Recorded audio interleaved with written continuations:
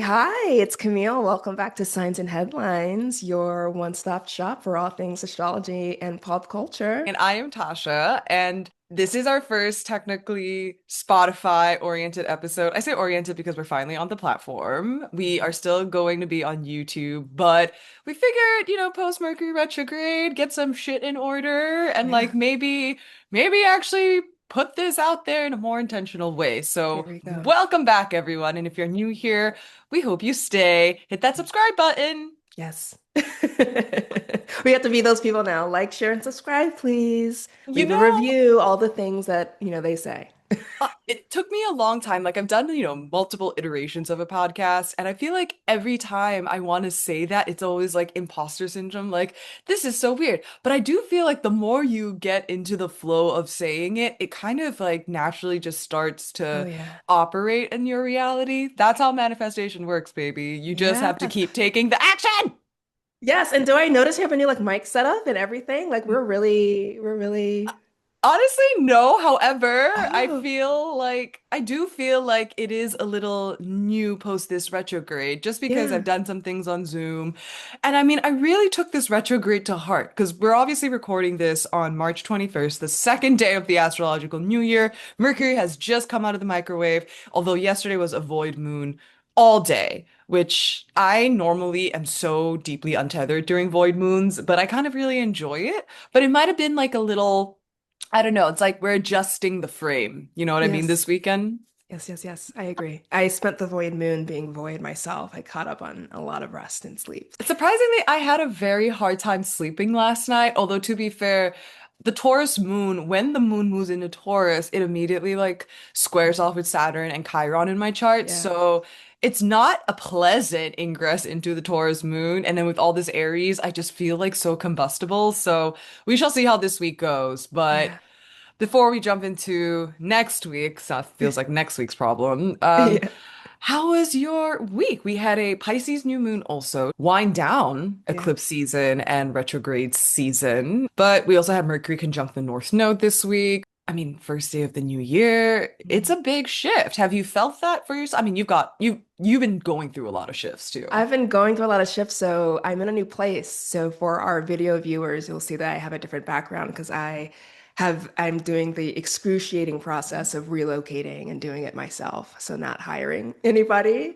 So I'm still kind of in this liminal space between that place and this place. But this eclipse week and retrograde Pisces Aries equinox week has been me trying to resettle and trying to really plant some ground in this new space, which has been quite difficult for me as a Mm, Taurus moon who like hates change. yeah.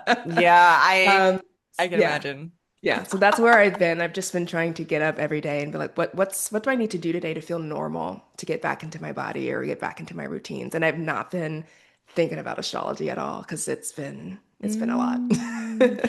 You know, the break is actually helpful hmm sometimes, because it can get very overwhelming, like all the information hitting, and then not only that, processing the emotions of how you're feeling about things, and Yeah, then layering the astrology. Like it, this Mercury retrograde was, I would say, a little messier than usual. Not to say good yeah, things still didn't happen. Like I had literally friends get engaged during yeah. Mercury retrograde. But it really was not straightforward. I really It was on the struggle wasn't. bus with communication. I was struggle busing too. Like this is like I moved into a new place, which feels like a straightforward win. Like this is a blessing. But all the things that came with it and all the emotional considerations, like for me, it was a very weepy Pisces pile up kind of week. I was like, oh, Hmm. I really had to think deeply about like home. What does home mean and all that stuff. And I was like not like Mm. anticipating that. I was like, no, I'll just be in a new place and it'll be Yeah. fine. But it's not fine. But it's It brings up a lot of stuff when you rejigger your entire life. All that goes up in the air, and a whole bunch of stuff that you didn't anticipate goes up in the air with it, and you have to watch it all come down. So hmm. that's where I'm at. It's so Jupiter Cancer. I feel like Yes, it just keeps going back to what you said in one of our earlier episodes, about how Jupiter and Cancer really expands your capacity, just about capacity. Yeah. both good and bad. Capacity to handle a blessing. Yeah, it's a Mhm. lot. I'm humbled by the whole Hmm. process, is what I told my therapist. Yeah, it's also interesting because we're recording today on Mars trine Jupiter day. And in theory, per the astrology podcast, this, it was the best day of the month. So on some level, like, there's like some goodness baked in today. But I just thought that was so interesting that, we're talking about Jupiter and Jupiter is being highlighted in the sky today. And, as someone who has Jupiter currently stationing on their south node, like, the nervous system regulation is very, very real. The idea of the bigger the container you call in all these blessings, can your nervous system support the adaptation of this new blessing? Can you make the transition? I think a lot of people get lost in making that transition because then all of a sudden it's like, I can't fill this space. And then I retreat back. And then you kind of maybe take two steps forward, one step back Yeah, as such. I'm going, like, we talked offline about it. I am moving Hmm. forward. I refuse to self-sabotage. So I'm just gonna have to bring all of these emotional things with me. And, it was a Mercury retrograde ruled by the stationing Jupiter. It was very emotional, right? It wasn't the typical Hmm. Mercury, like, of course, there was data, communication, information stuff getting like messed up, but it was like so internal for me, it Hmm. felt this time around. And I was like, wow, okay. Hi, Mercury retrograde. I haven't seen you like this before. Mm. It's so interesting because we did have the Grand Water Trine and Mercury Mhm. retrograde in Scorpio. Like these Mercury retrogrades and waters sneak a Mhm. leak. Sneak a leak. Because you can't Yes. put a finger on it, It's Yeah. not like, oh, external conflict, like it's hitting. It's like, wait, why can't I put a finger on this emotion that I'm feeling? Yes. And I It's just have to slippery. sit Yeah. literally. What a slippery Give me a trickster. Mercury retrograde in Gemini, man. That's just like, oh, I got my address wrong. Cool. I can fix that stuff. But stuff that's like, oh, why am I sad on this day that's supposed to be like, Happy. or yeah, it's like the day. And it's like, oh, okay, I guess I got to go back and sit with myself. Oh. But it's okay. It's all work that I'm ready and willing to do. And hopefully our listeners got a taste of it and got something from it. So obviously, every week that we talk big headlines, we obviously have the Oscars Hmm. to start the week, which feels like 10,000 years ago, Hmm. honestly. Like I felt like there was so much about the Oscars Monday, Tuesday, even Wednesday, and then all of a sudden, like the news cycle shifted, and then we moved on into Cesar Chavez and Hmm. that whole NY Times expose, which definitely we'll get into his chart and Dolores's chart, not extensively, so that's your trigger warning if you are sensitive. We're also going to be talking about Cuba because apparently the USA just can't help itself. It really can't in Yeah. this new Monroe Doctrine era. So let's see what else is on the list. Oh, Chuck Norris died. That's Yes, actually, he actually died. Yeah, I was laughing before the show. I was like, I'm gonna see what ChatGPT what has to say about Chuck Norris. And it says like, no, this was a hoax. This was a hoax. He's not dead. This is a hoax that happens frequently, like blah blah blah. I was like, no, you dumb idiot he's AI. dead. He's dead. You stupid. But RIP. We losing a R.I.P. lot of what you called in Jupiter Cancer era, like dad figures. Yeah. Totally. Also, figures that are so quote unquote like important to the American fabric, just Yeah. that Larger Jupiter than life. return of the Hmm. United States. And then, speaking of Chat GPT, earlier this week I saw some headlines on Peter Thiel and the Antichrist. Spoiler alert, if you think the Antichrist is Peter Thiel, then you might be mistaken for his framework. So, let's take it back to the beginning of the week, the Oscars. Oscars. Um, I must say, as someone who, did some prediction posting, which is always a very scary thing when you're like Hmm. showing your work and like these are the reasons why I believe this transit is going to hit. And then when they hit, you're like, this is amazing. And when they don't Yeah. hit, you're like, oh my God, I'm the Back worst to the drawing table. astrologer Yeah. in the world. But obviously, we had a big night for Michael B. Mhm. Jordan. Ryan Coogler also had a big night. And I say big night because it is no small feat to win your first Oscar, as Timothée Chalamet is proving at this point in time. Yeah. But like, did you watch the Oscars live? I couldn't. I was in the middle of this move. I caught up on everything, I think, Tuesday morning. So I watched all the Mm. speeches and Hmm. I did a little cry. I was crying all week, y'all. I was crying Yeah. because I love seeing other people getting spotlit. I love seeing other people get their flowers. So I caught up on Michael B. Jordan and I just had a sense like Chadwick was in the room. That took me down a different thread of emotions. So yeah, I Mm. caught up. With those moments that meant the most to me, that meant the most to culture. Yeah. I didn't much pay attention to all the other winners, although I'm sure that, Jessie Buckley, I can't wait to see Hamnet now because she Oh had a my gosh, clean sweep. And I'm thinking I got to move some emotions anyway. Might want to put on some Hamnet. But I was mostly girl. focused on Michael B. Jordan as someone who I just feel like I've grown up with him ever Yeah. since The Wire, you guys. Watching him since The Wire. So old. Uh, Honestly, you yeah. forget how old he is. Also, not to like crack a black don't crack joke, but like realistically, he has been a veteran of the industry. Like he is leading man right now, and I still stand by my comments. Like I think he is one of those like movie star anchor Mhm. people. Like he is now gonna have every movie greenlit, right? Like it's Yeah. Oscar winner Michael B. Jordan, and like he's got like 6 movies coming out. Like he's already signed on to be on Miami Vice with Austin Yes. Butler, which I am It's so, gonna be so so, fun. oh my God. I mean, the fact that it's like an Aquarius and a Leo, it is just the most perfect like That duo. nodal, yeah, that we're going through Totally. that nodal opposition. Yes. Yeah, yeah, yeah. Yes. I mean, it's like, oh God, hot men. Love, love to see at this point in time. But also, when I think about it, like he was amazing in Creed. He was Mhm. amazing in Fruitvale Station. And I think Fruitvale Station was the first time I remember watching him in theaters and like, wow, this is an incredible performance. And, it was awesome to see his relationship with Ryan Coogler grow. And it's like they really embody this ethos of team collaboration, the same way you think about, iconic director actor duos, right? Like Martin Mhm. Scorsese with Leo Mhm. DiCaprio, which fun fact, Leo DiCaprio is now the best director whisperer. Like he's helped following directors win their first Oscar for best director. James Cameron Oh for wow. Titanic, Yeah. obviously Paul Thomas Anderson for One Battle After Another, and Martin Scorsese for The Yeah. Departed. Hmm. And it's like kind of insane. And his chart's actually kind of cool because he has Saturn in his 10th house. And admittedly, I'm like, oh, okay, like Jupiter's stationing on it. It didn't feel like a win for Leo, but it felt like a win for his boss. And so, like, Yeah. by virtue of looking at Leo's chart, it was like, oh, this is how That's it's a going to good way to play put out. it. Yeah.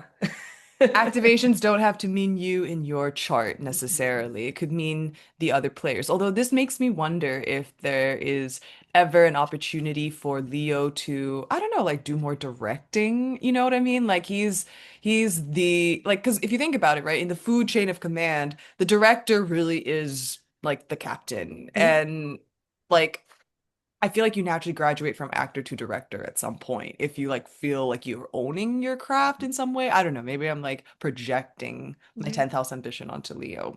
But nevertheless, I am pulling up Michael B. Jordan's chart. We've looked at this chart many a times during our Yeah. conversation, but obviously on Oscar night, we had to bring it back one more time because what a magical end to his season. Although, admittedly, what a crazy eclipse season this was Yeah. for him.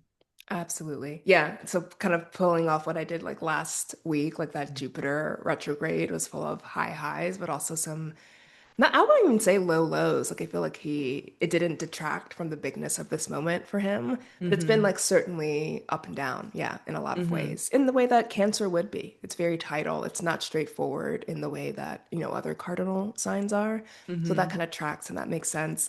I really love, now that I'm thinking about him and Ryan Coogler, it's such a brother dynamic, and it has me looking at that midheaven in Gemini a little bit differently, the Chiron in Gemini a little bit differently. Of course, as like the projected like Castor and Pollux battle between him and Timotei, Mm-hmm.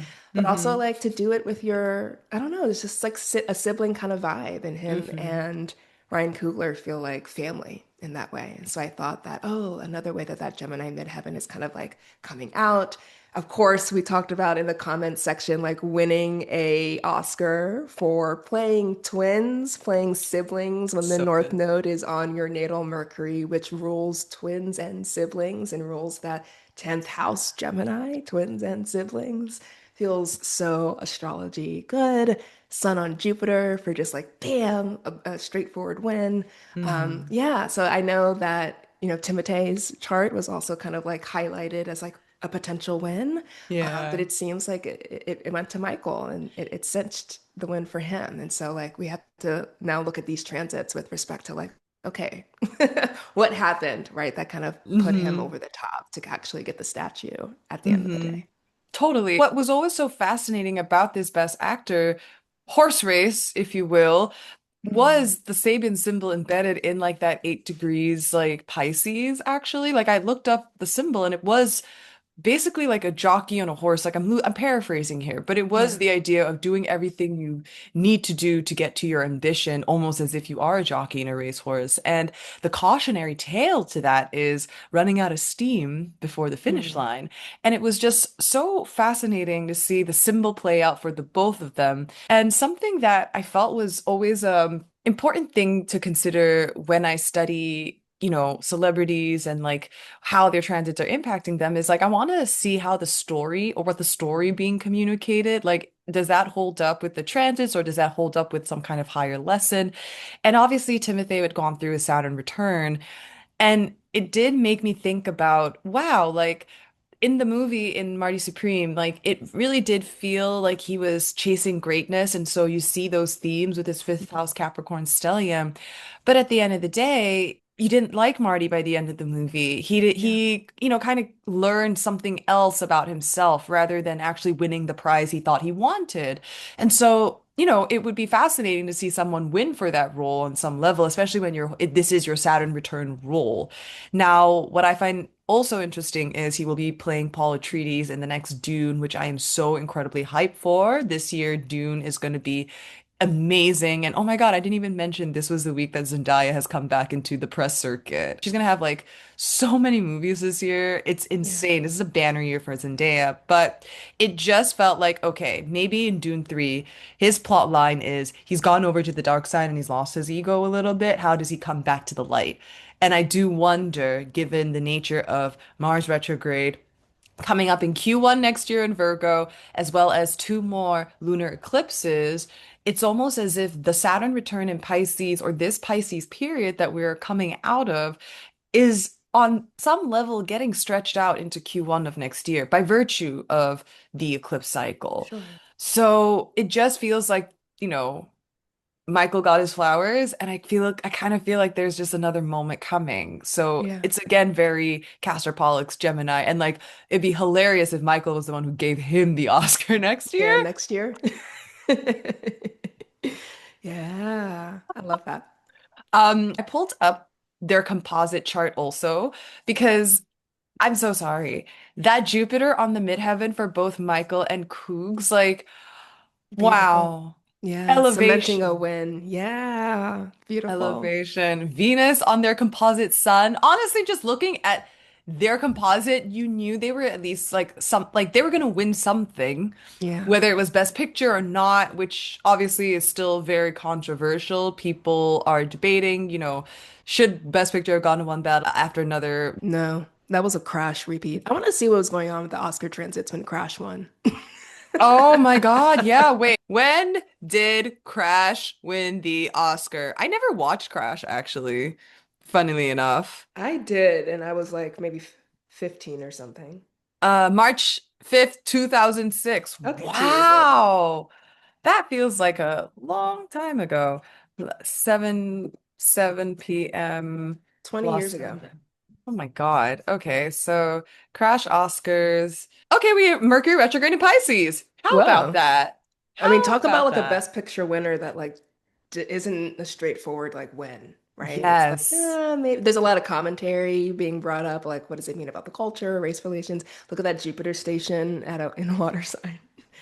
Yeah. Like the trine, like the Jupiter trine is very much in the air. I mean, Mhm. this chart does look a lot more contentious than this current chart, though, I must say. Like Mars and the moon that day. Oh my God, like Yeah. nightmare probably. I don't even remember what happened that day, but yeah, Uranus on the sun, like a total unexpected winner. I can't remember if Crash was supposed to win or not. Like I I forget don't know who it was either. going It up defeated against the the. favored Brokeback Mountain. Oh my Ugh. God! Ugh. Oh Ugh. my God!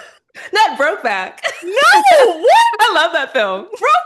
What is that line? It's like that I can't quit you. God dang Yeah. it. Okay, this is why.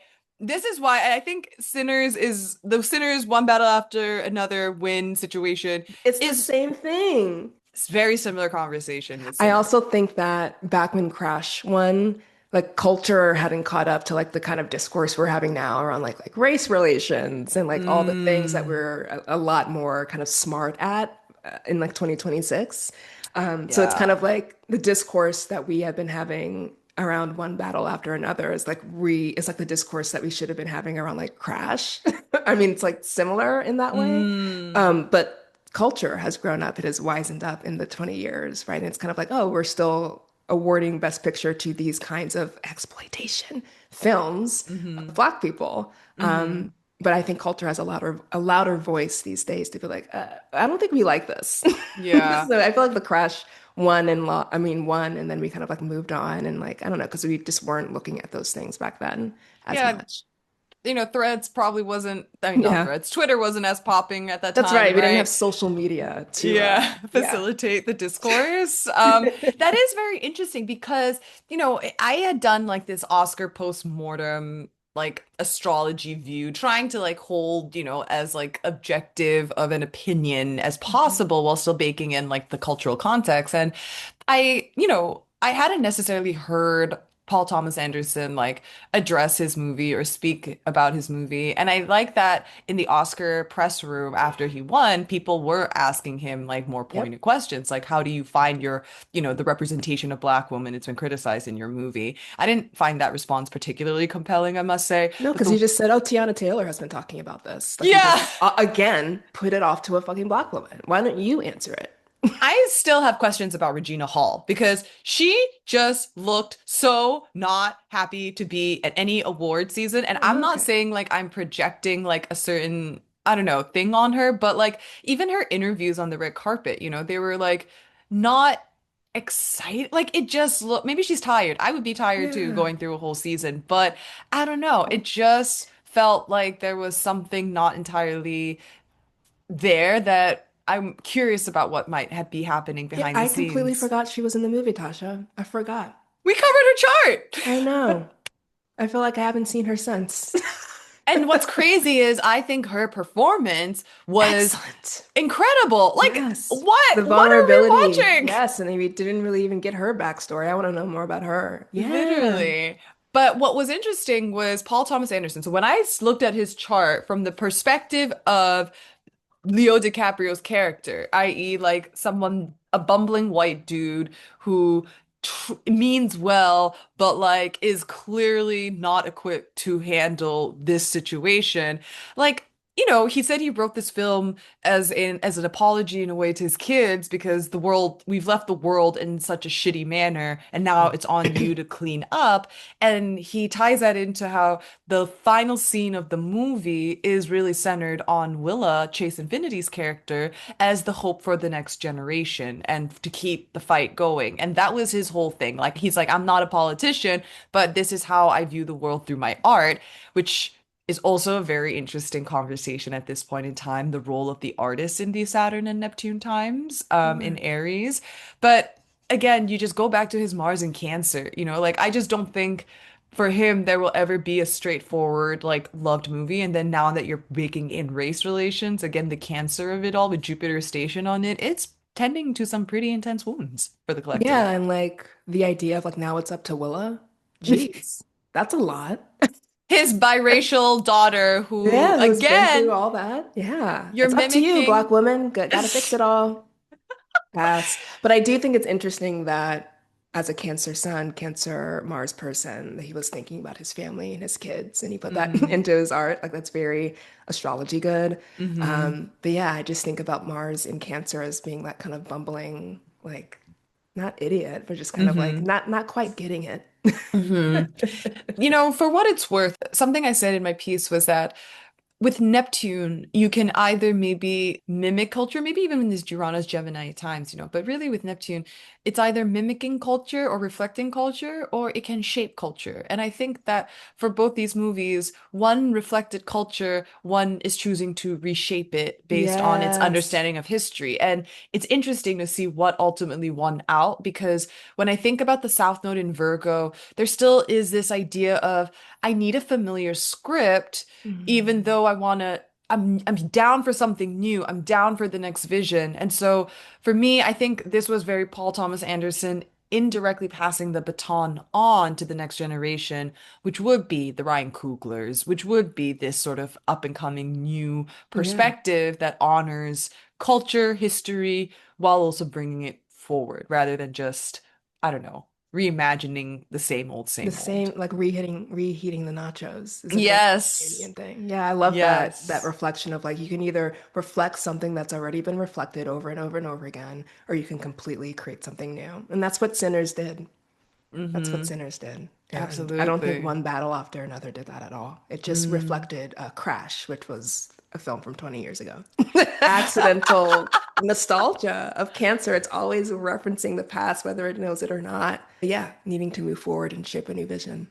That's where we are Yes. now. If I had to go back and look at this now, like obviously with Paul Thomas Anderson, there was just all this Pisces in his 10th house, right? Like it was just such, On his North Node, too. Node over yeah. turn. Yeah. When you have transits activating the angular houses, it is more noticeable in terms of the achievement in the world. Whereas with Kugler's chart, right, like his Mars and Capricorn's in his third house, third ninth house axis. So not saying those are not important axes. I think incredibly important actually, as someone who LOL has her nodes in those houses. It also does speak to the way that Kugler is able to pull from so many different sources and able Yeah. to weave a story of consistent tradition, which Yeah. is I so also profound. I was thinking about this Pisces 10,000, reflecting on my own Pisces 10th house. Like it's a win, but it's not straightforward. Like nothing Mm, in Pisces is straightforward. There's like the commentary that comes with it, the emotional toe that comes with it as well, like the cultural kind of, I don't know, like turmoil or it just doesn't feel personal when it's in Pisces. It's like, yeah, it's your win, but mm, it's also like echoing out into the culture in some way for better or for worse. So it's like, yeah, you got mm, your trophy, but again, like Pisces, it's like very slippery. Was this a win? Was it not a win? Like, all mm, that kind of stuff. mm. And I think about Ryan Coogler and having his Mars in Capricorn third house, right? And having that be so much more of a straightforward, like, nope, you built this story from scratch. You took it up over the finish line, you had a victory, and yeah, you won. Incredible. For screenwriting, right? Third For screen house. original That's screenplay, your natal which promise. That's your natal promise. With the ascendant ruler in the third house, you're here to build a body of work from your mhm. mind, from your vision. Yes, and you did it. You And did it. I get justice for the malefics because Yes. Pluto square. Okay. This is Hmm. how you do your Pluto square. Again, I feel like creativity is just the most powerful tool to alchemize hard transits, you know? Yeah. And for Pluto to be moving through his fourth house of ancestry and like the Mm. past and that squaring off with his Pluto on the ascendant, right? Like he is here to be this agent of Pluto, LOL, agent of Pluto. But like he is really the vessel and he is such an empowered leader. Like he's not even in the Mhm. academy. And he's still doing this and he's still creating jobs and he's still earning the respect. I mean, Autumn Durrell Arkapo's speech was also amazing. She's the first woman of color to win Best Cinematographer for Sinners. And people weren't even expecting a win for her, but I love her speech when she came on and really championed Ryan as someone who is such a visionary leader, but someone who also provides opportunity. It's really gracious. And I think it's Mm. so Mars Capricorn to be that provider and to like have that type of filter or perspective running through you in intentionality in everything you do. Yeah, I love that also with Pluto and Aquarius, Aquarius representing the outsider as someone who's kind Hmm. of coming from the outside in. And the Mm. square could easily be this collapse under like what was and like the hard time kind of integrating your outsider status or wanting to bring something new. Like that could easily be like a Pluto square story as well. Like Hmm. literally, yeah, succumbing to whatever that pressure is. But rising to the occasion of that pressure is like, no, I'm just going to create my own thing with my own people, with my own team, and I'm going to do it myself. And I'm going to not be part of the academy or not be part of these establishments. I think of Pluto and Scorpio as like, this is where the power is. Like we're all sitting at the boardroom table, like exchanging secrets and power. And Yeah, Pluto and yeah, yeah. Aquarius being like, nope, gonna kind of do it my own way. And it's so Yeah. deeply rooted in ancestry, the past, community, culture, right? All these fourth house things that you brought up. And I thought that was, yeah, I think that makes so much sense for the use of this Pluto energy in a positive way. I'd be so interested to know about Ryan Coogler's like internal life as he was making Sinners and like if Mm. anything like difficult maybe that he was going through during the time. Pluto in the fourth Hmm. house, right, is a very personal transit. But yeah, Justice for Malefics. I also saw on the composite chart it was a Mars return for Ryan Coogler, Michael B. Jordan. Like the composite chart had Mars in Pisces and then Mars in Pisces Yeah. in the sky. So yeah, cementing a victory during your Mars return as well. So Justice for Malefics, if you do it right. And Justice or Malefics if you do right. Because at the end of the day, they all want us to, they're all rooting for us, you guys, Yeah. even the tough planets, but You don't tough get love. anywhere without friction. You need the friction. Yeah. No, But you you also really need to do. have the vessel that knows how to like ride it well and do it well. That is Saturn. That is Yes. like I think of Saturn and Neptune like as you're talking, I need the vessel to ride the chaos. Like that is exactly sort of where we're at right now, like making sure there is stability. And again, I Mm. can't help but think of Saturn and Neptune like the flotillas for to Gaza, like that is such provoking symbolism. And speaking of convoys and humanitarian aid, because we are in these Neptune and Aries times.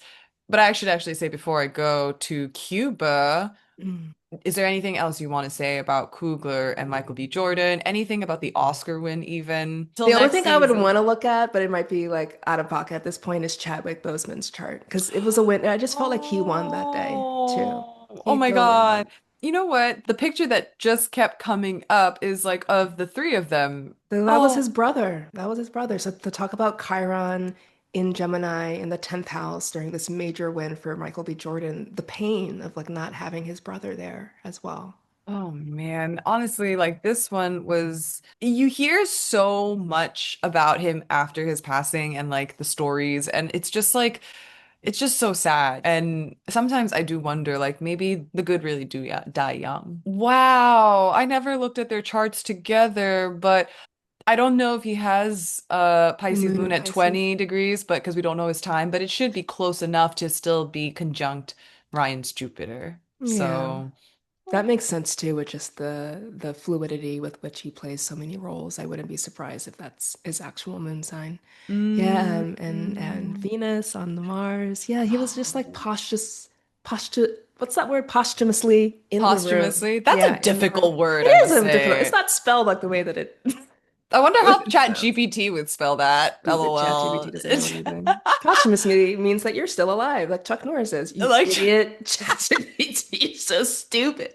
I bet But you there yeah. is someone out there who is like, no, Chuck Norris is not dead, y'all. Like, oh my Yeah, God, I'm like sure. psychosis. But wow, nodal, they're like, they basically had opposing nodes, Mhm. although out of sign opposing nodes, which I think adds like a different flavor. I haven't quite made up my mind how I feel about like that placement together. But Mm. even on Ryan's ascendant, like, Chadwick, I think something that Ryan spoke about in his press run leading up to the Oscars about Chadwick was I think how Chadwick gave him permission or he learned how to just like appreciate and be present with where you're at so that Yeah. you can kind of really, I don't know, like get into it rather than like be scattered or like lose gratitude. Like there was the idea of pulling him back to himself. And I just love that North Node on Coogler's Ascendant and Pluto. Like, and the Juno, this is a soul contract. Mm. And oh, wow. I love that as Chadwick's Venus on top of Ryan Coogler's Mars. And Mars Hmm. and Capricorn can just be so directed towards the victory that can just, it's not scattered in the way that maybe Gemini or mutable signs are, but it's in that Mm, third house, right? So it's grappling with a lot of information and details and moving parts. And I can just see that Venus through Chadwick Boseman being like, hey, slow down, enjoy this mm. process, see the goodness in it. Like it doesn't have to be that kind of scattered race, right? It could just be something that you enjoy and let the process unfold. Yeah. Oh, it Mm. does make me think about also the fact that Saturn for Ryan rules that Mars and Capricorn from the second house. Like something he had said was like the award isn't the Oscar, right? The award is like me bringing a crew together, collaborating with people, and then also like providing benefits for people, so there is always the idea of like practically what does this mean? Because like you can't pay the Mm, bills with an award, right? Like you understand success in a different way as a function of struggle. And he's been very open about like, I was like in $200,000 debt after film school, right? Trying to make Creed or something or Fruitvale, I forget. But just the idea that also with the eighth house, right? Like yeah. he is someone who is here to talk about that and to embody that and to show you like this is what is actually really important. Like this is what really matters. Like as much as the Oscar is a nice honor in the What's underneath context, that? Yeah, we need absolutely. resources. We need to be substantiated. That's such a, again, natal promise of a second house, eighth house axis being highlighted in the chart. Is it becomes a lot about resources and resourcing other Mm-hmm. people. And an Oscar doesn't really get you much. You can think of all the people who have won Oscars whose careers disappeared.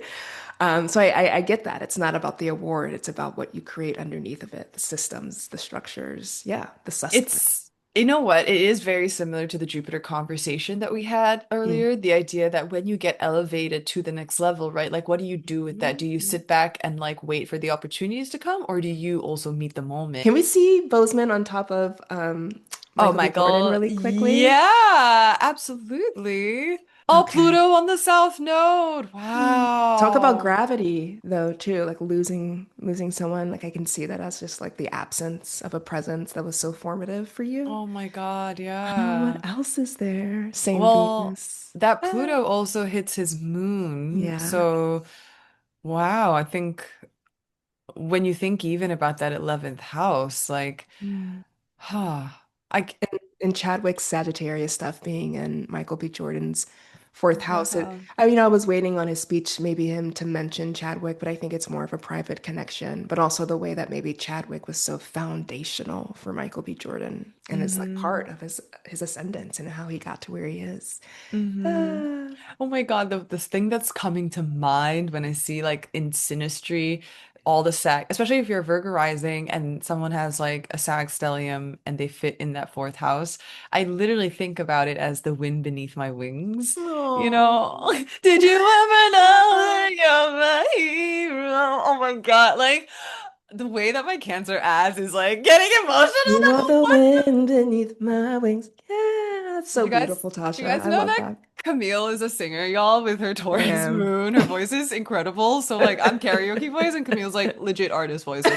So I'm not even gonna attempt to karaoke this on this episode, but oh my God, I'm so glad you asked us to pull up Chadwick's chart because I thought He was there. I felt him there. he was really there. I mean, like, we saw the same thing with Luther Vandross. Like his chart was posthumously activated at the Grammys, and even Yeah. Cher called him out, right? Like Yeah.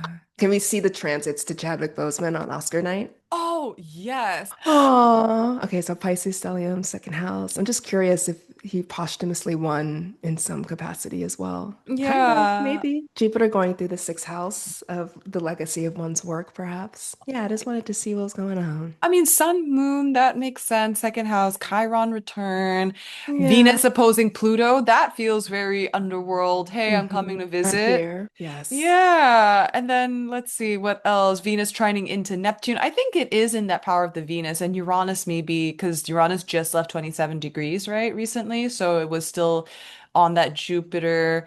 Yeah, I Yeah. think. Oh, Ceres on the South Node. Okay, okay.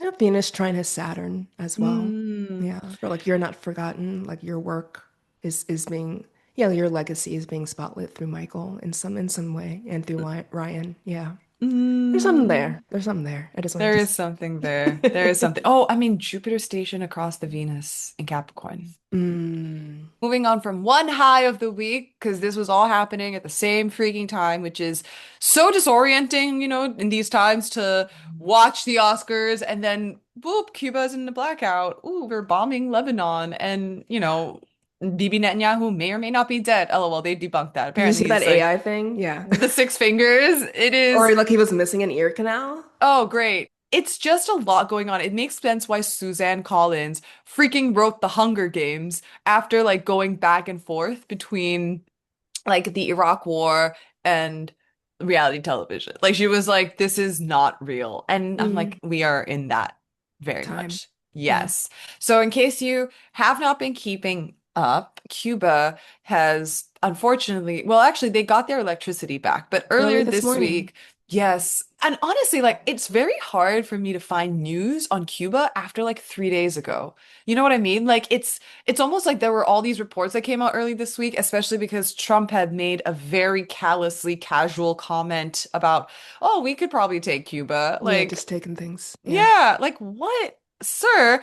And admittedly, Cuba obviously has been a long-standing kind of thorn in our side. And I say our side meaning like the American foreign policy side, not my side specifically speaking. I really loved Cuba when I visited, and therefore it's even more disheartening because if you've been there, the electricity wasn't already running at that time very well. Like you'd have to deal with generators. You'd have to like you saw the poverty. You saw sort of the effects of what happens with a blockade and then, your government kind of creating another situation. It is very like interesting how with world events, like there is one side of it being American interventionism, and then there's the other side of the local government and what they're doing for their people also, right? Mhm. And like both not hitting the mark. It's just kind of a shit show across the Yes. board. Yes, yes, yes. Venus return for Cuba. Mm-hmm. And it makes me think about the darker side of Venus and how she's grabby and takey and really wants things. And especially in Aries, it's like,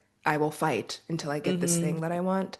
Once I'm all moved in, it's over for you guys because I'm gonna really sit down and do some astrological analysis. But the ways that Venus is a warmonger, Oh God, she just yeah. really is. And what is the significance of having like a blackout during this Venus return, which would, I guess, like astrology wise, would be like, oh, should be pretty good. No, it's the result of like power hungry people in power. What am I saying? They just want, they just want things, or they Yeah. want to grab things. So that Venus return ends up being like a bookmark in the Cuba-US relations, and it ended up being like a blackout or the loss of electricity or the result again of just like wanting things. It's interesting because it is in the third house. So technically Cuba has a B-rated chart. So this is the B-rated chart of Cuba. Talk about a So power grid. Third house yeah. neighborhoods. Yeah. Yeah, yeah. Literally. But also, neighboring Hmm. countries and siblings Siblings, and warring yeah. siblings. So Hmm. the fight just escalating when Venus comes around and Saturn and Neptune, of course. Yes, and also the United States Uranus return, right? Like that sibling theme. So you can kind of see how we build up to the Uranus return, right? Like when people say like World War III or whatever, like it correlates with war. Mhm. Sure, but it doesn't just happen overnight. Like it builds in the process, and then when the formal ingress officially roots in, Gemini, then you're kind of like thrown in it a little bit. And especially because now every single planet moving into a new sign at 0 degrees is basically going to be like going over that Saturn Neptune 0 degree. Like it's going to be activating That's that right. 0 degree point, right? So like anytime a new season starts, boom, like we are in a new era, you're going to feel the shift. And That's a so really good point. Yes. Yes. that Uranus. There is no new chapter without also like contending with like the uglier things that are being seeded at Yes. this moment. Absolutely. What I wanted to say was also we had a Venus Saturn conjunction, obviously, when Venus first moved into Aries a few weeks ago. And that Venus and Saturn conjunction kind of mirrors Trump's Venus and Saturn conjunction in his Mhm. chart in Cancer, right? So, like the idea of what you said, the sibling that's bullying and grabby and taking, and something that Lynn Bell had said with respect to Venus Saturn in the water signs, it's just the idea that water takes up containers, so it's like it can be quite endless or boundless, right? And Saturn's like trying to restrict and it can punish, almost like I will love you so much, but then also I will punish you heavy if you don't Mhm. love me. So Mhm. there is that onerousness here, and I think that Trump had said they were in trade negotiations or talks. I don't know specifically where those stand right now. All I do know is that since the capture of Maduro, like oil has not been coming into the country. And then Yeah. also the US is prohibiting, I think, Kremlin oil from making it into Cuba over this weekend. But I think the humanitarian aid convoys have made it into Cuba, which is also very Saturn Neptune in the third house, literally And so help he's trying to starve them of oil to get them to talk, basically, to get them to the basically. table, to acquiesce something, I'm Hmm. sure. Strong arm Yeah. AF. I mean, it is tough, because Cuba also, when you think about resources, and it's interesting, right? Because Karl Marx, his chart, I think, has like a Taurus stellium, and I think in the literally, second house too. yeah, Yeah. there we go. So the idea of Taurus being significantly featured in the Cuba chart and the idea of resources and how this is a long-standing thing, quite Yeah. honestly. And the South Node there, one of the Hmm. definitions of the South Node is like things that just keep dissipating, they just keep falling away. And so I think of the South Node in Taurus, Mars in Taurus as like fighting, as like, yeah, it's just a constant fight. It's a constant thing of stuff being taken away and we having to like reestablish, right, some kind of ground or some kind of security with that Mars. Uranus right on the sun makes sense also for electrical blackout. Hmm. Oh, absolutely. Yeah. Absolutely. It does make me wonder about Taurus season, like that Uh, last bit of Taurus season. So, like around April mhm. 19th, April 20th, right before Uranus moves into Gemini, right? Like that co-presence of Taurus activating it as Uranus is leaving.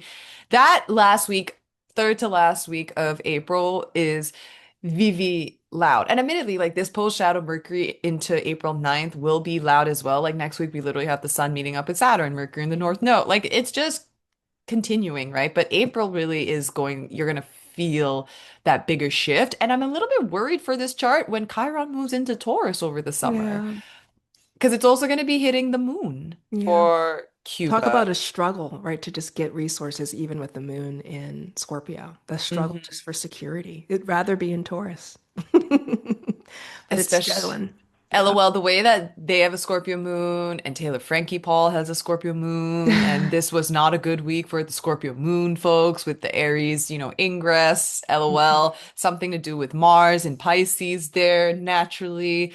But yeah, I mean, this is really interesting. I wanted to pull up the United States chart just to see the relationship with Cuba. United States in the middle because we're so US centric here. I mean, like, look at this, like all that Gemini hitting the open enemies, like it makes a lot of sense. The bigger sibling bullying the younger sibling Yeah. image. Yeah. But just the idea that like, wow, the Scorpio, like for Cuba in the 12th house, this idea of a secret enemy, like Mm.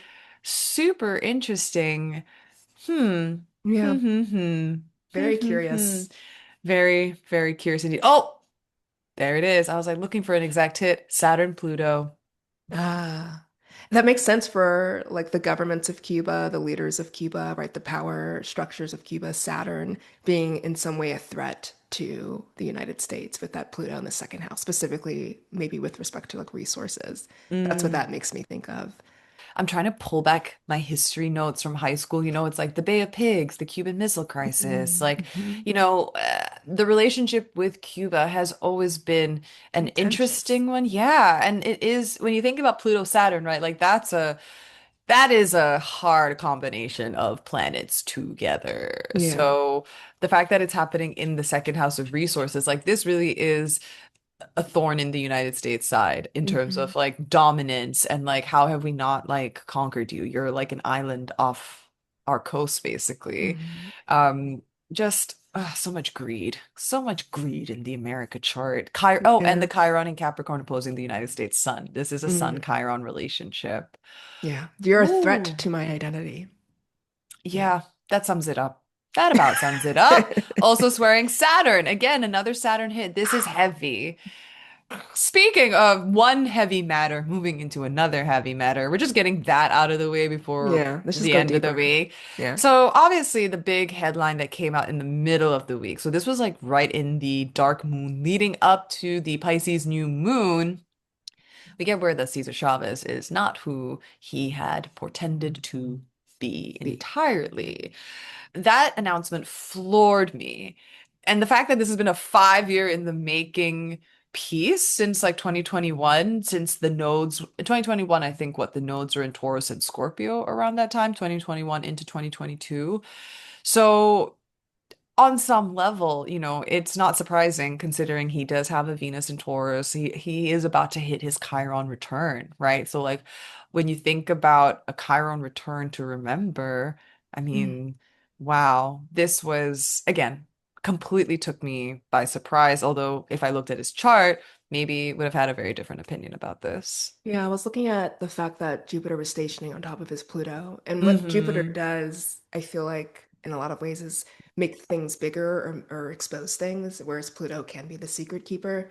So Jupiter on top of Pluto, of course, is like this moment of like things that were kept in the dark coming out to light and centering women, and centering like abuses around women, Pluto in Cancer. So yeah, Hmm. I could see that something could right blow up right with these transits to his chart, even posthumously, as Mm. like secrets being revealed, and even like the Mercury retrograde of it all being ruled by that Jupiter. Yeah, like information coming out. His Mercury return, I see now. Yeah. It's so wild. I mean, the fact that the moon, his Pisces moon, rules that Pluto in Mm, Cancer from the seventh house, right, of like one-on-one relationships, and then just the idea of that Pisces stellium there, it does give me a little bit of Epstein energy, mm, right? Because Epstein has the Mars and Venus in mhm. Pisces as well. And a big thing that I've seen on social media, and personally, what I've been thinking about myself as well, is it is insane to me that we're not saying that what this man did was not wrong, but it is insane the swiftness of rebuke and, penalizing and canceling everything about Cesar Chavez. Like Yeah, like names taking all the gone. murals down, changing holidays. I'm Yeah. like, dang, we got so many people listed in the Epstein files and nothing's Is it happening. because this is a person of color?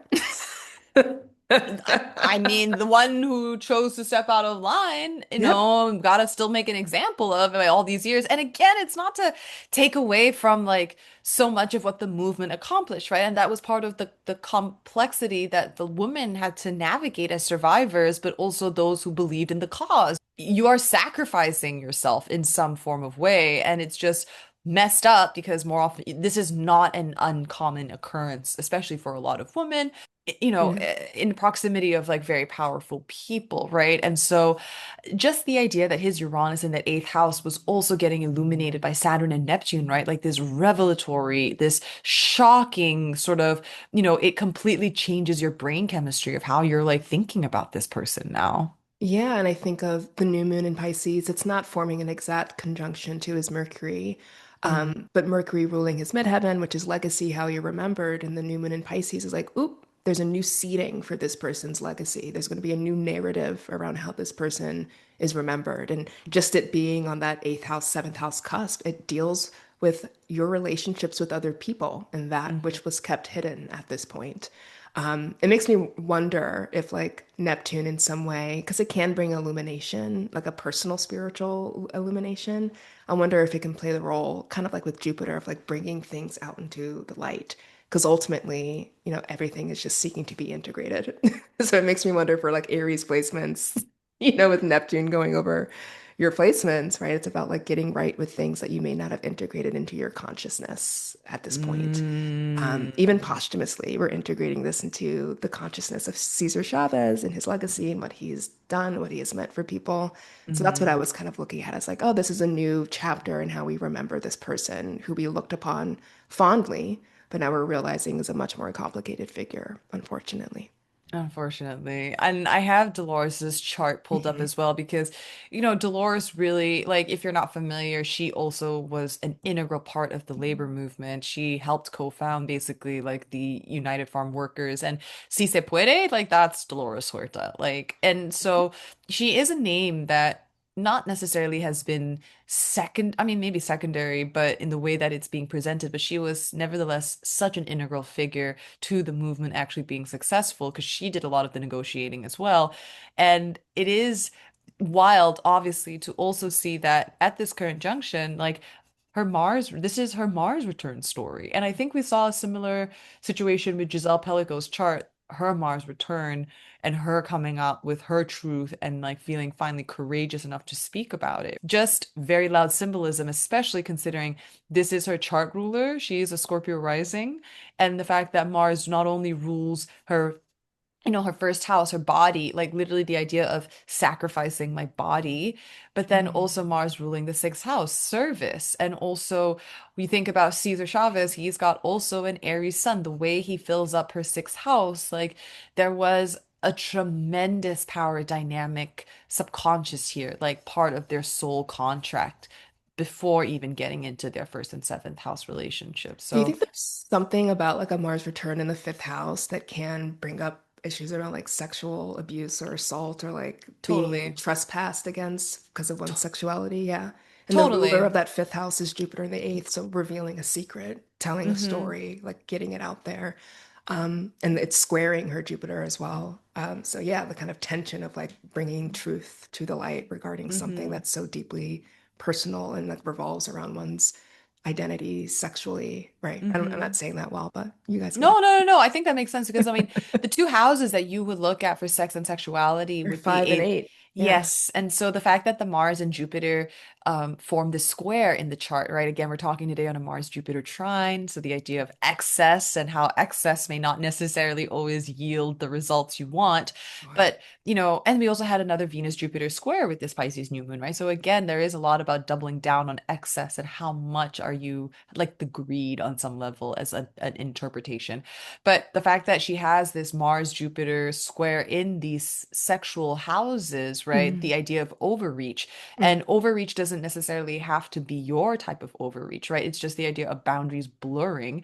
And Yep. because she does have a very loaded seventh house. Yeah. The idea that she is here to learn trust, she is here to work with relationships, but it is also the idea that, well, maybe, especially since Venus ruling Taurus is empowered here, right? It might not belong to her. It might belong to someone else. And so there is this subconscious kind of like, I have to serve rather than I can claim the victory for myself. Yeah. Yeah. I love that.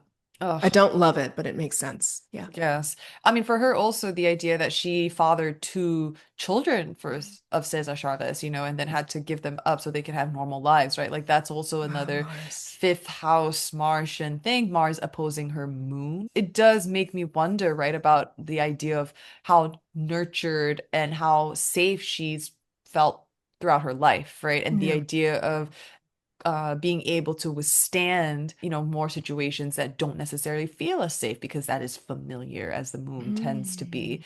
Yeah. So, It feels very sacrificial, that axis, like needing to give one's family up or mhm, children up for like a larger Neptune 11th house cause. Yeah. There's something yeah.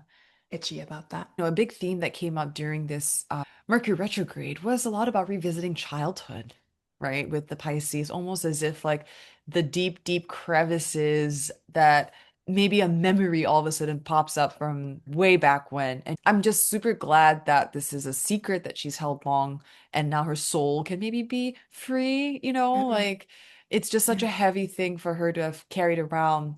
But as a Scorpio rising, it's also not entirely unsurprising. Yeah, I was thinking in terms of Mars traveling through Pisces, forming a trine to that Pluto. May whatever agitation or pain that is brought up be for the ultimate empowerment of all that are involved. Like may there be some kind of cathartic release as a result of this information coming out. Hmm. Yeah. I do wonder what's going to happen when the nodes like do hit her Neptune in Virgo. Like maybe, she rises to not to say a different level of prominence. I mean, Dolores is quite old, as well, but I'm just glad she was able to be alive still to share this Mhm. and to reap sort of the satisfaction maybe and again the relief in this body form with the Venus and Taurus to really feel embodied, because Chiron's also going to be hitting her Mercury in Taurus soon. Like, so there's just a lot of activation for her chart at her age that, feels very ripe, is Yeah, all I'll and say. Jupiter on Pluto, I think, can also be an aspect of relief. Let's get some Mm, space from this trauma or from this shadow. Now, in Cesar Chavez's chart, it obviously is working a little bit more as like a secret being revealed. But in hmm. Dolores's chart, it could just be like Jupiter's like, it's time to heal this. It's time to not move past it in a way, like get over it, but it's time to bring this up to the light, get some space from it, and release it in some Hmm. capacity. It can be a transit of really profound healing, which unfortunately means digging into that Pluto undertow and bringing it Yeah. up to the light. But what you get as a result is, as you said, like catharsis, relief. Yeah. It's just so interesting, right? Like the way their Pisces energy works together, they Mhm. have like their Taurus, like there was a lot of enmeshment here. for Mhm. sure between the both of them. But in Austin, like I think about the Cesar Chavez Boulevard, like these are huge, huge landmarks. And so the fact that everyone's like, we're switching everything is also so Mercury retrograde, right? Like we're switching a name, Hmm. we're Yeah, erasing it. reversal. We dissolve the Yes. legacy. We'll Bye-bye. paint with a new mural. Yeah. Classic. May it be Dolores Huerta Drive now. Oh, honestly, I think they're trying to pass a bill. Like that would be the only thing that makes sense to me. Very Piscean poetic there. Totally. Poetic justice is a real thing, my friends. It And is. so, It does, it's not the real, it doesn't really address the hurt, but it does something yeah, spiritually. it's kind of like the Oscars, right? Like, does the award matter? Like, because Yeah, at the yeah, end yeah, of the day, yeah. like, what matters, right? Does the culture remember? Do people remember? How do people feel about this moment? Like, those are the things that bring culture into the next thing. Like, these awards, these legacy things, they're external markers of success, but they aren't the whole story. Some people need that reminder because Yeah. ChatGPT apparently can't save you. ChatGPT is so dumb. Okay, now we're looking at Chuck Norris's chart, and it seems like 3 a.m. This is the C-rated chart, but This is a C-rated chart. there's something about the third house Pisces. It's like misinformation about one's life. Has there been a lot of, I didn't realize this, a lot of rumors throughout his life that he's just been dead? Has I that just been a don't part of it? know. I have no idea. But here's the thing, right? Like, I know there are more jokes out there about him avoiding death and him essentially like being God. And like, it's like God created the world in 7 days and then he created Chuck Norris. Like there's like Yeah. all of this type of The divinity first headline mythology. says, fact checked, Chuck Norris did die on March 19th. So it just makes me feel like there's a universe of information out there that's been like, is he dead? Is he alive? Is he dead? Is he alive? Which feels, it's not funny, but it feels very third house Pisces sun to just have misinformation about one's life. Like, are you Honestly, here? Are you not here? That liminal Pisces space of you're here, you're not here, what's going on? But yeah, he did cross that threshold earlier this week. So he did he's cross this threshold. yes. RIP. Obviously, again, I have to, whenever I eulogize someone on my account now, I'm kind of You do like, it okay. so well, girl. You do it so well. Even you didn't even agree with him because I didn't agree with him either. But you fa very fairly eulogized him, yeah, and what he meant to this American culture. Culture. I mean, Texas Walker Lone Ranger. I think that's like the show, right? Like, I never watched the show, admittedly. Like, when I first came to Informed by time. America, like, I'm like, what are these Chuck Norris jokes? Like, what is happening? Who is Chuck Norris? Like, in high school, I was so woefully confused. And then I was like, oh, okay, yeah, it's kind of funny. It's not really my humor. But now, at this moment in time, the nostalgia is really hitting. And I Yeah. like kind of love the idea that like if when I go, I want people to be laughing, not in a way that's like, oh haha, they deserved it, but like this person is still making me laugh even after they're Yeah. gone. And it Yeah. brings levity. Because again, this ChatGPT thing is so funny. It Is he is dead? funny. Is he dead? ChatGPT thinks he's not dead, so this is why we don't use AI because AI is stupid. We're gonna do our own real research here. But I love as a Aries moon Jupiter person that the jokes keep rolling even after death. Like there's just something Oh, so bombastic and loud and charismatic and fiery about your character that even beyond the veil, people are still laughing with you. And I'm sure Chuck Norris is yes. getting a good kick out of it all too. Like I'm A, actually dead, you guys. It happened. a good roundhouse kick because Roundhouse. Yeah. there was still, what's so crazy is like it was actually very shocking, apparently, the manner in which he went because It was yeah. he was still like training. I saw his bod. He was in shape for 86 years old. Woo. Yeah, I was shooketh. And then they're like, it just happened overnight. And I was like, wow, like, dang. Again, I don't have a line of sight into death, right? Like I'm not really looking for that, even though my fears get the best of me. And I'm like, oh my God, death is everywhere in the chart. But like realistically, he chose a really great portal to transition out of. Like how poetic, under a dark of the moon, Pisces moon, the last sign, time doesn't wait for man, but time will wait for Chuck Norris. Like There you time go. literally stood effing still, and that was when Chuck Norris decided A to door was opened. transition. It was like, hey, this is a really good time, man. And I just love the Pisces also, again, like astrology good layers that he passed in Hawaii, this island Oh, nation where I'm sure he was having fun and just the poetry of being in the middle of the ocean. And that's how you're kind of relieved of this earthly coil. that's so beautiful. But also, did you know that Hawaii is like flooding right now? Uh, I Tasha, what isn't going know. wrong? I'm sure it is. God I'm damn like, it. did you know, fun fact, that all these things are happening? And yes, the world is still turning. But apparently, I think it's like the Dole Food Company, the dam, like maybe isn't working well. And then this has been like a 50-year like thing that they've kicked the can on, and now it's like flooding. This is a Mhm. very paraphrase. Please double check this It's very resource. Mars Pisces also, like But kick the can to the yeah. point where it's like now there's flooding. The last thing I wanted to bring up is I think was it yesterday officially was the release of Project Hail Mary, and I I just only watched the trailer before, yeah, we sat here. How fun. I might go see yeah. it this weekend. Yeah, I just because here's the thing, you know me, Project I love Hail Mary also is just where we are as a human species. yes, like how how on point, right? I Because know. here's the thing, Neptune in Aries, as we said, Sinners was the first Neptune in Aries movie to Mhm. officially come through. You know, and you think about, all right, this is the tone that we're setting for film, for culture. What is it saying about us? And it is interesting that on the first official release of Aries season in the Saturn Neptune era, we literally go to space. We meet aliens. It is called Hail Mary because there is no other shot.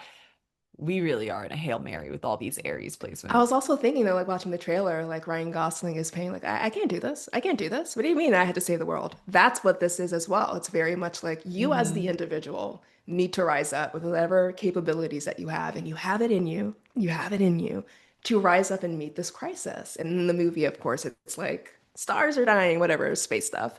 But in our own lives, it's like we in ourselves have to be Ryan Gosling. We've been chosen to face or to confront something, and we just fucking have to do it because hail fucking Mary. This is it. This is This is it. it. Love that kind of poetry of the Aries coming through that movie, the Neptune, Saturn, Yeah. Aries coming through that movie. It's like, no, it's very much up to you, and you've been chosen. What I love about the Project Hail Mary movie is it also apparently was the first movie to like be to premiere in the stratosphere. Like they sent an In Las IMAX. Vegas? No, in space. In space. The stratosphere, Oh, not the sphere. girl, Mercury's still retrograde, y'all. Okay, still in Pisces. I'm struggling. Okay.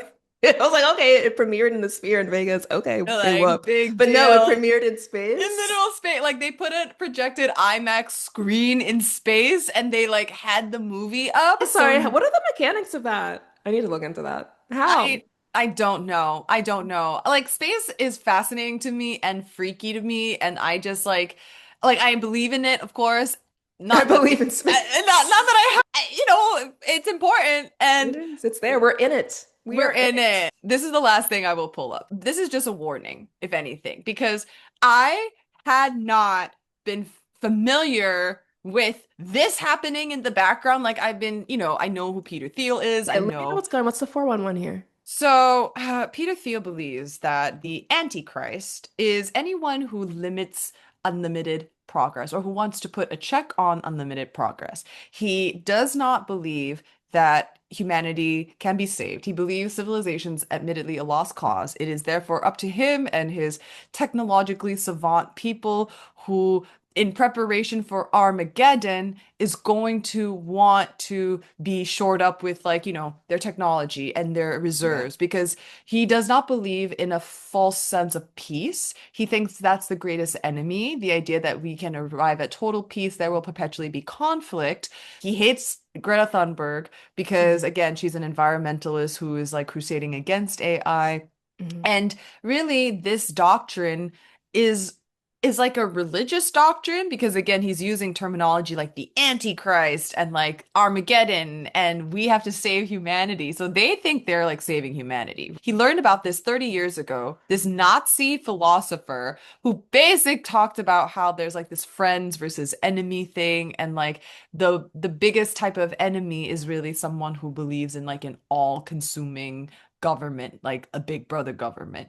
Whether he recognizes the irony in his framework, I don't know, but it just is fascinating to hear him talk because this is gaining traction. This is something that he has been spewing and preaching among like the elite classes, among religious intellectual societies over the course of these last 2 years. And the reason why he came up in headlines this week is because he spent 4 days in Rome on the Vatican's footsteps talking about this arrival of the Antichrist. And he did it a similar lecture back in September in San Francisco. So this is a very eclipse-oriented series of things. And when I think about, oh my God, Peter Thiel's also in his Saturn return, the 30 years hit around this sort of Nazi philosophy that is now coming to maturity at this very junction. What a delusional person. Like his chart was so fascinating because we don't know his time. We don't know if he's a cat moon at 29 or like early degrees Aquarius, Feels but very Aquarius because it feels anti-humanity. But we'll it continue. does feel very anti-humanity. But that's the thing. It's almost like you want to worship technology and progress. Like we're trying to again save the world from ourselves, basically. And I see that in his Chiron in Pisces opposition exact to Uranus in Virgo, which is Hmm. progress at all costs in order to medicate this feeling of pain or existential pain that I have around Hmm. what it means to be human. Yeah, so I see that very clearly, and even like Mercury in Scorpio and like the Neptune in Scorpio is like your theology around like the end times, like these are the doomsday Hmm. preppers, and it's like trining into that Chiron. There's like tremendous existential, I would say, pain or uncertainty just locked into his chart that I think is then overcompensated with like progress at all costs, technological progress at all costs, somehow Hmm. being like our savior. Person sad to talk about like moving on delusional theologies Hmm. and yeah, philosophies that you've just kind of created in and of themselves, square Uranus, so they're not really that grounded in reality. You know what I mean? Literally. Uh, But also the Mars square Pluto, right? So like when you think about like exact. Yikes. control, like I'm doing the right thing, therefore I'm taking control of everything, And it's like it's again countering what you're preaching, but do you realize that because you've now self-anointed as like God, right? Like with Jupiter trining into Mars as well, because we are Mm, talking in a Mars trine Jupiter weekend. mm, There just is the idea that like the closer to God I can get, the better. And so what does that mean? More money, more power, more control, more say in how to craft society. Jupiter is also at that 28-degree mark, which is right on Trump's ascendant and Mars. ugh, So it makes a lot of sense that Palantir, one of his companies, is a key player in providing surveillance information as part of the ICE raids, migration, deportation, the again notion of I'm here to control yeah. society because I am fearful of other things destroying society is just so like overreaching of hands. Like that's what they fear, right? Government overreach. Hmm. This And is then you're kind of also, doing it. yeah. Watch a lot of South Park, and I feel like they characterize him as the Antichrist, like the drawn, the dark circles under the eyes. Like there's a lack of humanity. Like knock knock, anyone home? Which is why I feel like No. that moon's probably in Aquarius. Like, yeah, that makes a lot of sense. I literally got a jump scare when I saw freaking his pictures because I wrote something and then I had to like find pictures to put, right? And I'm like, oh my God, oh my God. Like the vibes were just like, Reptilian. whoo, yes. That's all I say. And that South Node is about to hit his Jupiter, huh? We'll see what that's about.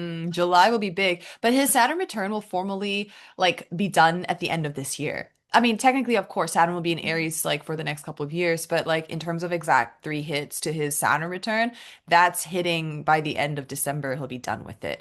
And what's interesting is by that point in December, that will also be the first quarter Pisces moon that stems from this new moon in Pisces, where he is giving his Rome Antichrist lectures. So, On that top of that Chiron of his natal. exactly. Yeah. Exactly. So it just,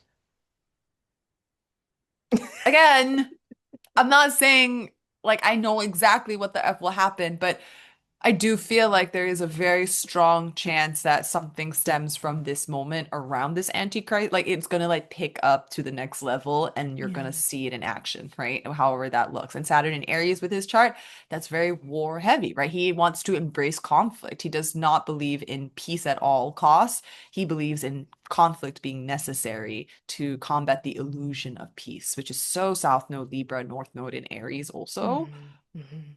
Yeah. Like sometimes when I see these charts, I'm like, are you doing your purpose or like what's happening? Like, I mean, yeah, they're whoa. choosing it that frequency of doing it. That's one way it shows up. And it's correct, technically. It's just archetypes. They're just archetypes. But wow, what a big AF week. We are officially in the Aries era, this Saturn, Neptune, Aries era with this episode. I'm so excited to get Yeah. to really grind down and do more podcasting with you, Camille. Yeah, I'm so Boop, excited. boop, It's our boop. new, yeah, it's our new era. Everything in Aries, it's like this is a new beginning. Not that everything up Yes. until this point didn't matter, because it did, but there's a new seeding happening, and I feel it. Yes, absolutely. So, you guys, as always, like, share, subscribe with your Astro besties. We love to hear your comments. Yes. We will be coming back with our Saturn return episode. We got a couple of suggestions, and of course, if there are any other suggestions, please let us know who you would like to cover. But I'm so looking forward to that conversation with Me you, too. Camille. I love What a a Saturn ride. return story. That's like my thing. I love Saturn. Uh, as the daughter of Saturn, It's daughter of Saturn. it's not Saturn. But take care of yourselves, take care of each other. We're back. Peace out.